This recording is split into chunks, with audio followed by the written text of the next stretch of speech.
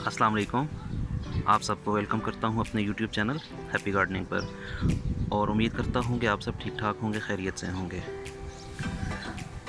आज मैं बात करूंगा बहुत ही खूबसूरत फ्लावरिंग प्लांट जो कि बल्ब से ग्रो किया जाता है, लिलियम या एशियाटिक लिली के बारे में।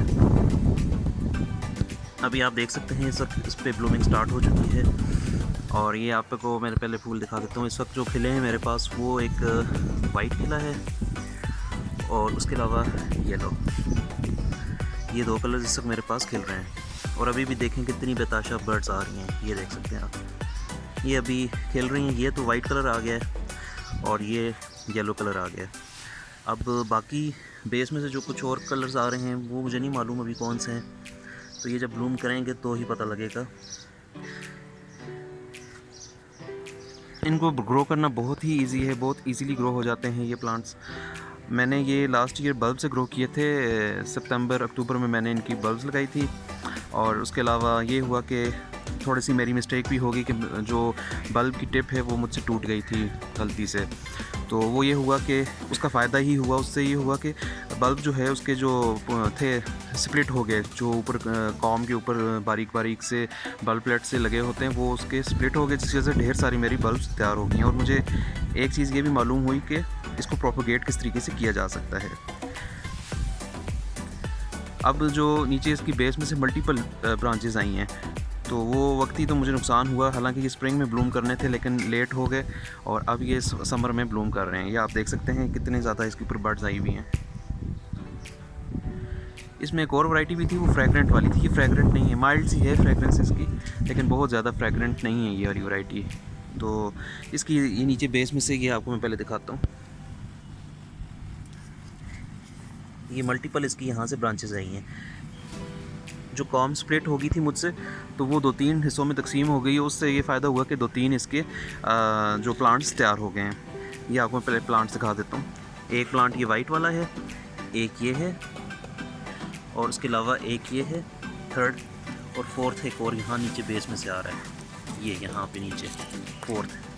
तो ये 4 प्लांट्स मेरे सब तैयार हो गए। हालांकि बल्ब्स मेरे पास 3 ही थी, 2 या 3 थी बल्ब्स, तो लेकिन फ़ायदा मुझे हो गया कि ये अब मेरे पास प्लांट्स ज़्यादा हो गए।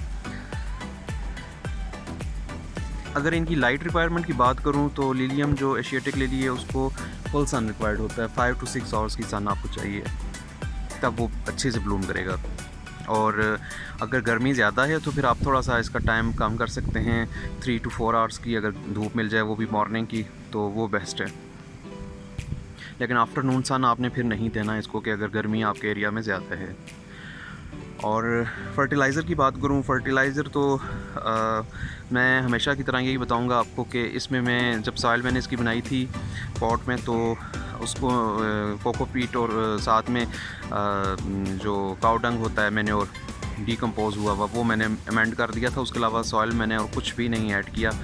और इवन बल्कि ये मैंने बिल्कुल इस तरह छोड़ दिया था, इसकी देखभाल भी मैं उस तरीके से नहीं कर था। मुझे लगा था शायद इस दफ़ा इस पर फ्लावर्स ना आए क्योंकि कॉम्स टूट गई थी और मुझे उम्मीद नहीं थी कि इसके ऊपर ब्लूमिंग होगी। लेकिन कुछ दिनों से मैंने देखा इसके ऊपर बर्ड्स आ रही हैं और बहुत अच्छे से आ रही हैं और अब फाइनली ये ब्लूम करने लग गया है। तो बहुत ईजी टू ग्रो प्लांट है लिलियम का। और मज़े की बात यह है कि ये पेरेनियल है, मतलब बार बार आता रहेगा। इसको आपको अगर माइल्ड क्लाइमेट्स में आप रह रहे हैं, बहुत तेज़ गर्मी या बहुत हार्श विंटर्स नहीं होते, तो आप ये इसको पॉट में भी लगा रहने दे सकते हैं, रिमूव करने की ज़रूरत नहीं है। अभी ओवर विंटर यहाँ पे पॉट में ही रही हैं इसकी बल्ब्स, और अभी देखें आप ये ब्लूमिंग पे हैं समर के स्टार्ट में। तो अब मैं इसको कुछ भी नहीं करूँगा, अब ब्लूमिंग ख़त्म होगी, इसकी डेड हेड करूँगा और इसको कट बैक कर दूँगा और इसको पॉट को साइड पे शेडी एरिया में रख दूँगा। जब इसकी ब्लूमिंग ख़त्म हो जाएगी और ये अपनी जो लाइफ स्पैन पूरा करेगा, फिर मैं इसको छोड़ दूँगा पॉट को साइड पे शेडी प्लेस पे, जहाँ पे हल्की फुल्की धूप लग जाए, और पानी भी देना छोड़ दूँगा। डॉर्मेंसी में चला जाएगा ये प्लांट बल्ब इसकी। और फिर आगे सितंबर के पास फिर से दोबारा से जब मौसम थोड़ा सा कूल होगा तो ये दोबारा से रीग्रो करना स्टार्ट कर देगा। तो फर्टिलाइज़र की मैंने बात कर ली आपसे कि इसको आपने फुल सन में रखना है, और इसके अलावा सन रिक्वायरमेंट की भी बात कर दी कि इसको फुल सन में रखना है। फर्टिलाइज़र आपने जो है बिल्कुल सॉइल इसकी अच्छे से अमेंड कर देनी है काऊ डंग वगैरह से या वर्मी कंपोस्ट से या कुछ भी जो भी आपके पास फर्टिलाइज़र है ऑर्गेनिक, उसको आप अमेंड कर लें, सॉइल को अच्छे से पोरस बना दें। और ड्रेनेज का ख़ास ख्याल रखना है कि ड्रेनेज आपने इसकी अच्छी रखनी है। अगर ड्रेनेज नहीं होगी सही से, सॉइल में पानी ठहरेगा तो फिर इसकी बल्ब जो हैं रॉट हो जाएंगी। तो ये चीज़ का आपने ख़ास तौर पे ध्यान रखना है। बाकी पेस्ट की बात करूँ, पेस्ट तो ऐसे कोई भी नहीं देखे मैंने आज तक इसके ऊपर, तो पेस्ट वगैरह ऐसे कोई नहीं है इसके साथ। तो इन केस अगर कुछ आपको लगे कि पेस्ट आ रहे हैं या कुछ इसके ऊपर इन्फेस्टेशन हो रही है पेस्ट की, तो आप नीम ऑयल का स्प्रे कर सकते हैं पानी में मिक्स करके, या सोपी वाटर का स्प्रे कर दें, तो वो इनफ होगा इसके लिए। बाकी ऐसे इसको कोई पेस्ट वगैरह नहीं होते। और प्रोपगेशन की बात करूँ, प्रोपगेशन इसकी बल्ब से होती है। मैं अब कोशिश करूँगा जैसे ये ब्लूमिंग ख़त्म हो इसकी और प्लांट अपना लाइफ स्पैन पूरा करे, तो मैं इसकी बल्ब्स को निकाल के आपको दिखाऊंगा किस तरीके से प्रोपगेट करते हैं। बल्ब्स को ऊपर से उसके स्केल्स होते हैं, मल्टीपल स्केल्स बने हुए होते हैं, उनको रिमूव करके, ये मैं बल्कि दिखाता हूँ, स्केल्स एक दो टूट गए थे, वो थोड़ा साइड पर करके लगा दिए थे, तो वो उनके उसमें भी ब्लूमिंग प्लांट की ग्रोथ शुरू हो गई, वो मैं आपको दिखाता हूँ। ये देख सकते हैं आप, ये बल्ब के बारीक बारीक स्केल सॉइल में मैंने दबा दिए थे, ये आपको शायद नज़र आ रहा हो।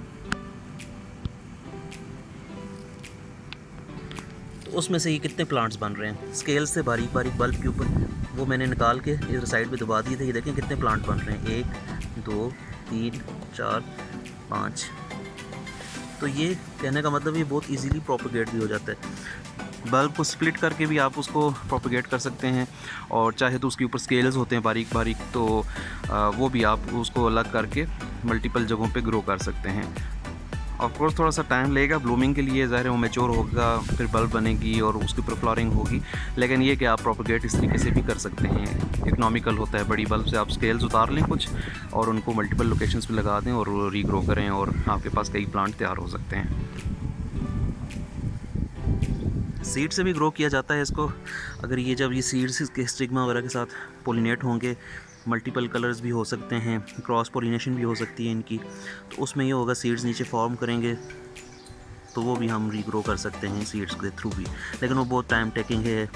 अगर आप चाहें तो कर सकते हैं। इस दफ़ा मैं ट्राई करूँगा कि आपको बताने के लिए इसके सीड्स कलेक्ट करूँ और उसके बाद उनको रीग्रो करूँ, तो सीड से भी ग्रो किया जा सकता है। उम्मीद करता हूँ आज की वीडियो आपको पसंद आई होगी। अगर वीडियो पसंद आई तो चैनल को ज़रूर सब्सक्राइब कीजिएगा। मिलता हूँ इंशाल्लाह नेक्स्ट वीडियो में किसी और प्लांट के साथ। तब तक के लिए अल्लाह हाफ़िज़।